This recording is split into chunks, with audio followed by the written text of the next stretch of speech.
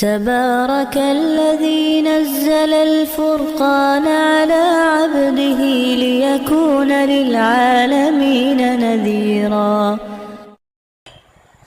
نحمده ونصلي على رسول الکریم۔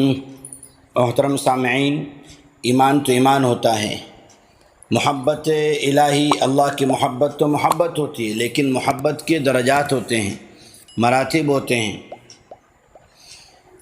ایک مرتبہ کچھ اللہ والے حج کے سفر پہ جا رہے تھے۔ جنید بغدادی رحمۃ اللہ علیہ کی عمر اس زمانے میں ابھی یہ نوجوان تھے، یعنی بچپن کی اور جوانی کی عمر کے درمیان کے ایک جگہ جمع ہوئے، اور اس پر بات ہونے لگی کہ اللہ کا عشق، اللہ کی محبت کسے کہتے ہیں۔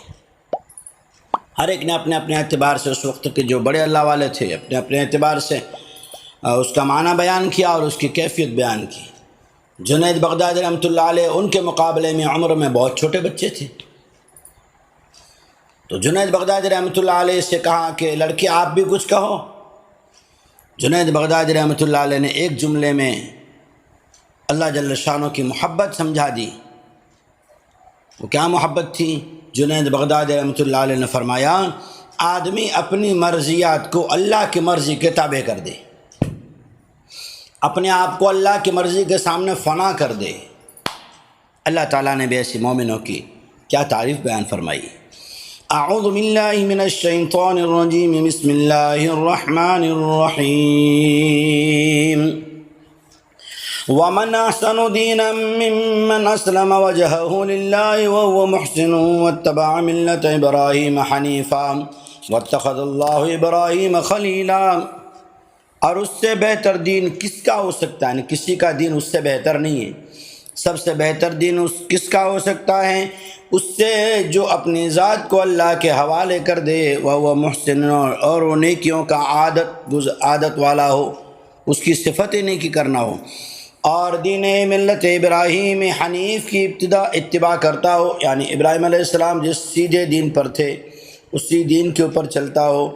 اور اللہ تعالیٰ نے تو ابراہیم علیہ السلام کو اپنا خلیل بنا لیا تھا۔ یہ بات جب واضح ہیں تو جو خلیل کے راستے پہ چلے گا اللہ اسے بھی خلیل ہی بتائے گا، وہ اللہ کا خلیل ہی ہوگا جو اتباع ملت ابراہیم حنیفہ کرے گا۔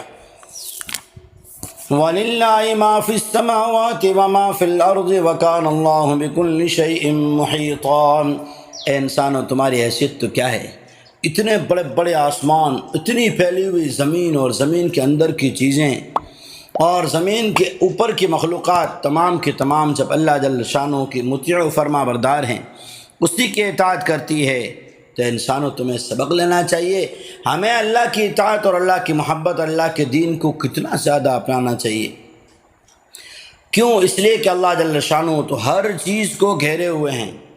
اللہ کا علم، اللہ کی قدرت، اللہ کی رحمت، اللہ جل شانہ کی طرف سے ہونے والے انعامات، دنیا کی کائنات کی ساری مخلوق، بکل شیء، کائنات کی کتنی کائناتیں ہیں، کتنے جہاں ہیں، اللہ جانتا ہے۔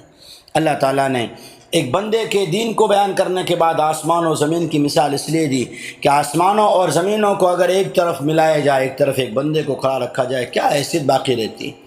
پھر بھی آدمی دنیا میں اللہ جل شانہ کے دین حنیف پہ چلنے کے لیے تیار نہیں ہے۔ اللہ تعالیٰ نے اس لیے جو ہے آسمانوں کے ساتھ اس کی مثال بیان فرمائی، اور اس کی دوسری آیت میں آسمانوں اور زمینوں کو بیان فرمایا۔ وآخر دعوانا الحمد للہ رب العالمین۔